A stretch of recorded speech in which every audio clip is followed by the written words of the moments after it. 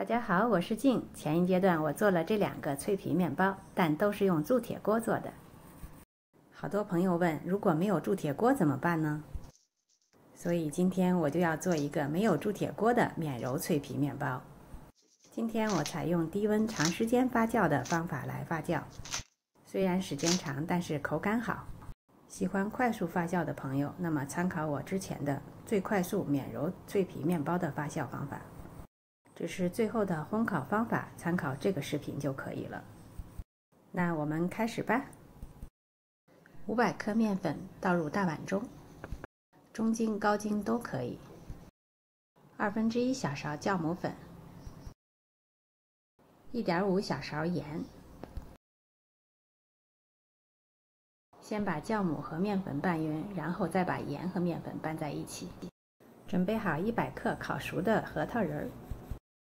用刀大致的切一下，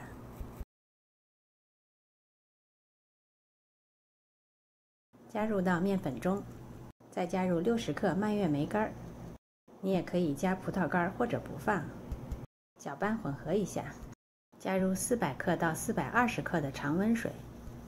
因为面粉的干湿程度和吸水性不同，所以用的水的量也不一样，自己做适当的调整。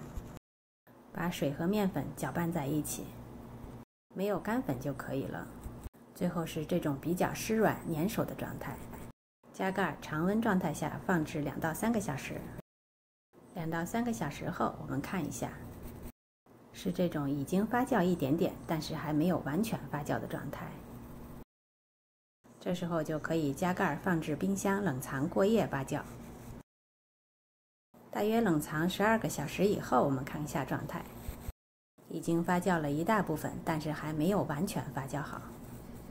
这时候加盖让它回温到室温状态，并且继续发酵。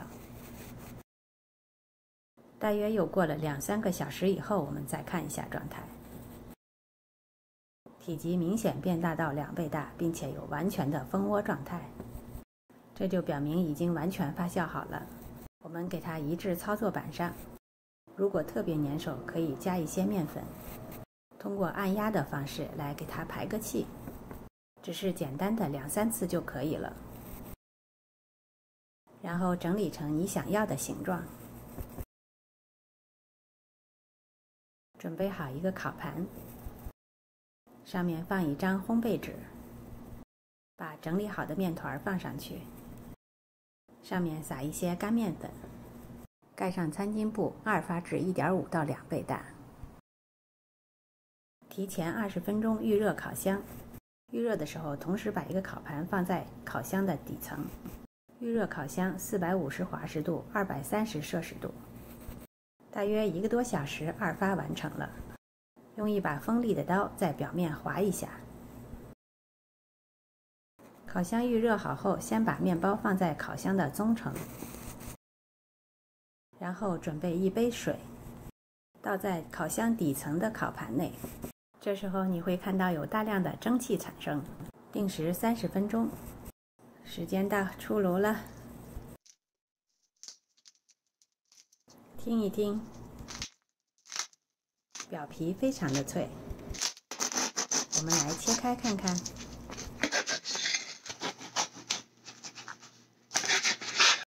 面包的内部组织非常柔软，充满大小不一的气孔。